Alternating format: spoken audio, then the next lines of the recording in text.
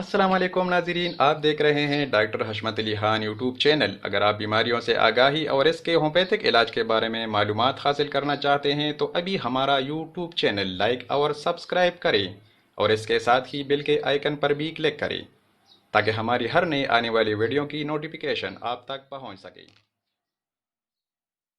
बिस्मिल्लाहिर्रहमानिर्रहीम। अस्सलामु अलैकुम ग्रानु कतुनको ज़ डॉक्टर हशमत अली खान स्तासो په خدمت کې حاضر یم دوستانو. نن به زه تاسو سره یو داسې ایشو یو داسې تکلیف ډسکس کوم چې د هغې تعلق د ګرم موسم سره دی، د ګرمۍ سره دی. دوستانو چې کله ګرمي سیوا شي، موسم ګرم شي، نو مختلف قسمه د سرمنې چې کوم تکلیفونه دي هغه موږ او تاسو ګورو چې هغه سیوا شي. دوستانو همدغسې یو سکن ایشو، یو سکن پرابلم چې نن سبا ته ډېر خلک په تکلیف کې دي، ډېر خلک د دې سره تر مخه دي. نو دوستانو پرکلی هیټ ریش یا په پښتو کې چې ورته ګرمه کې ویلی شي، دا زموږ نننی ټاپک دی. دوستانو ګرمه کې څنګه وشي، انسان ته ګرمه کې د ګرمو تکلیف څنګه پیدا شي.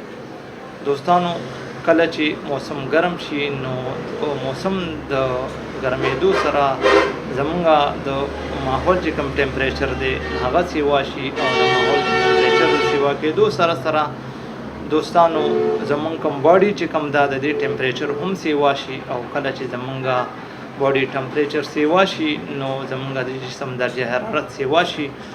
نو زمونږ په سکن کې چې کوم سویټ ګلینډز دي، کوم د خولې چې کوم حدود دي، نو د دغه سویټ ګلینډز په ذریعه زمونږ د بدن نه خوله شروع شي، د خولې اخراج شروع شي، زمونږ د بدن نه خوله خارج شي. او هم په دغه طریقه زمونږ چې کوم باډي ټمپریچر دی هغه نارمل کنډیشن ته راشي. دوستانو اوس ګرمه کې انسان ته څنګه کېږي، د ګرمو کو تکلیف انسان باندې څنګه راځي.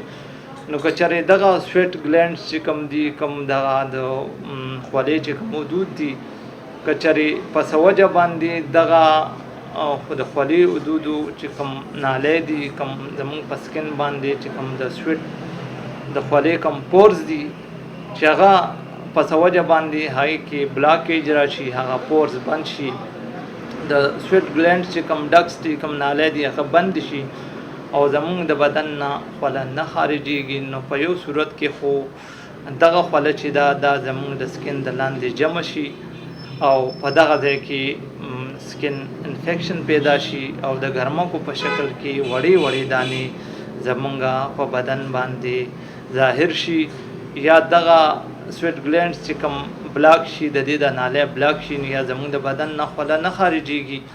او هم دغه سره سره زمونږ او تاسو ته د ګرمکو تکلیف ښکاره شي، زمونږ په سکن باندې نری نری دانې چې دي، سرې سرې دانې دا ظاهر شي. او په دغه دانو کې جلن هم وي، په دغه دانو کې خارښ هم وي، او په دغه دانو کې سټینګلینګ پین چوبندار دردونه وي. او کله چې یو انسان باندې ګرمه کې وي، چې کله دی په ګرمۍ کې کار وکړي، د باندې خوله راشي یا د انور ته وګرځي، نو همدغه ګرمکو کې بیا انتهایي خارښ وي، انتهایي جلن وي پکې، او انتهایي چوبندار دردونه وي پکې.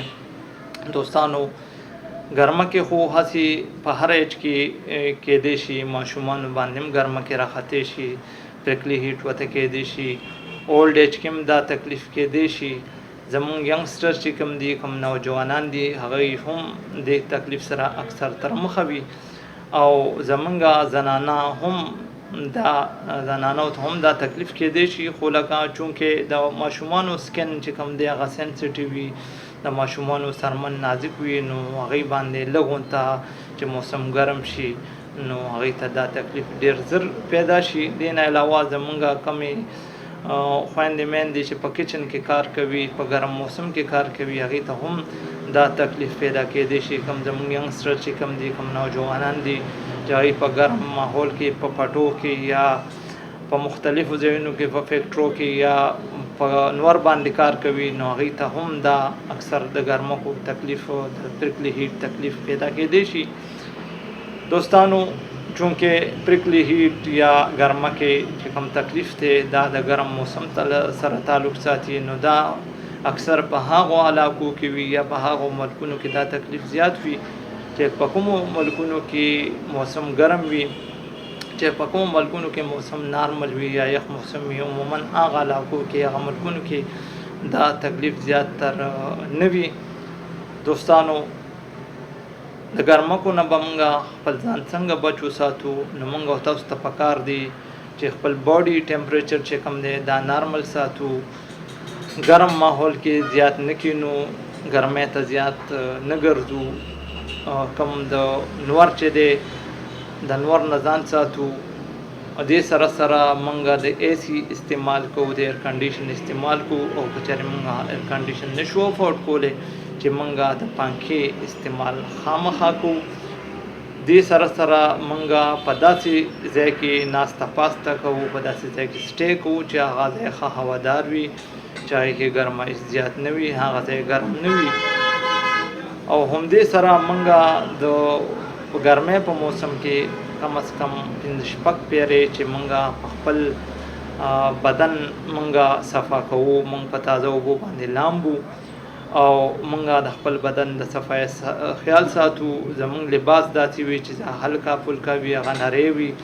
په دې موسم کې زیاتره مونږ لا د کاټن کپړې استعمالول پکار دي. مونږ که چېرې بار وځو چې نور ته وځو چې هغه د نور نه د بچاو دپاره مونږ سره پراپر انتظام موجود وي، مونږ چترۍ هم د نور د بچاو دپاره استعمالولی شو. دوستانو مطلب دا دی چې مونږ د خپل باډي ټمپریچر نارمل ساتو، نو انشاءالله مونږ به د دې تکلیف نه تر ډېر حده پورې بچ شو. دې سلسله کې مونږ د لامبلو دپاره یو تاسو ته یو میډیکیټډ سوپ او نیم میډیکیټډ سوپ په مارکیټ کې میلاویږي. دغه سوپ که د هرې کمپنۍ وي دې سره تاسو لامبئ، خپل بدن ورسره صفا کوئ، نو انشاءالله تر ډېره حده پورې به تاسو د دې تکلیف نه په امان یې. محترمو راځو که چېرې چاته د ګرمکو تکلیف وشي، چاته پریکلی هیټ وشي، هیټ ریش ورته وشي، نو هومیوپیتھک کې کوم میډیسن دی چې هغه به داسې مریض ته ریلیف ورکړي. دوستانو په هومیوپیتھک کې خاصې ډېر قسمه میډیسن دي، خو یو څو میډیسن تاسو سره زه ډسکس کوم چې هغه د پریکلی هیټ پیشنټ ته مونږ استعمالولی شو. پای کې د ټولو نه چې کوم ټاپ میډیسن دی هغه د اپیس میلیفیکا. که دغه اپیس میلیفیکا مونږ په 30 طاقت کې 15 ساس کې سهار غرمه ماښام مریض ته ورکړو، نو دغه مریض ته به د ګرمکو نه تر ډېره حده پورې ریلیف میلاو شي. که چېرې دغه مریض ماشوم وي، نو ماشوم ته 1 نه 2 ساس کې به یو چمچ اوبو کې سهار غرمه ماښام ورکولی شي. نیکسټ چې زمونږ کوم میډیسن دی هغه د بیلاډونا هم مونږ د ګرمکو د تکلیف دپاره د خپل محسوس علاماتو سره په 30 طاقت کې 15 ساس کې سهار غرمه ماښام مریض ته ورکولی شو، او دا به هم تر ډېر حده پورې مریض ته ریلیف ورکوي. او که چېرې ماشوم پیشنټ وي، مریض ماشومان وي، نو هغې ته به د 1 نه 2 ساس کې یو چمچ اوبو کې سهار غرمه ماښام ورکولی شي. زمونږ نیکسټ چې کوم میډیسن دی هغه نیټرم میور دی. دغه نیټرم میور د خپل محسوس علاماتو مطابق په 30 طاقت کې 15 ساس کې سهار غرمه ماښام که مریض ته ورکړی شي، نو د تکلیف په د ګرمکو تکلیف په تر ډېر حده پورې کم شي. زمونږ یو ډېر اهم میډیسن چې هغې ته سلفر ویلی شي، دغه سلفر میډیسن چې کوم دی په 200 طاقت کې که مونږ ویکلی صرف یو پیری سهار په ناره مریض ته 15 ساس کې ډایرکټ په ژبه باندې یا لږ څه اوبو کې ورکو، نو دا خوراک به د پوره هفتې پورې کافي وي. او د په پریکلی هیټ کې، په هیټ ریش کې او په ګرمکو په علاماتو کې به ډېر زیات کمی راشي او مریض ته به ریلیف میلاو شي.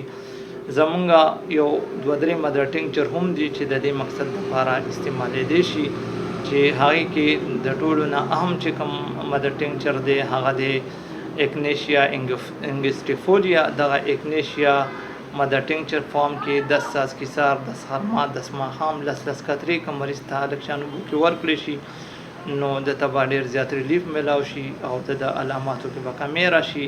زمونږ نیکسټ چې کوم مدر ټینکچر دی هغه د باربیرس ایکوفولیم هم په سکین ډیزیز کې ډیر زبردست کار کوي. دغه باربیرس ایکوفولیم لساس کې سار غرمه ماښام بلکشان بوږي که مریض له ورکړی شي د علامات به ډیر زیات کم شي، مریض ته به ریلیف میلاو شي. په لاست کې زمونږ یو مدر ټینکچر دی چې ته جیرینیم مدر ټینکچر ویلی شي. دغه جیرینیم مدر ټینکچر هم لس څاڅکي غرمه ماښام موږ مریض ته بلکشان اوبو کې ورکولی شو. دوستانو دا خو هوموپیتیک میډیسن چې ما تاسو سره ډسکس کړو چې کوم هوموپیتیک میډیسن موږ د پریکلی هیټ دپاره یا د ګرمکو دپاره استعمالولی شو. دوستانو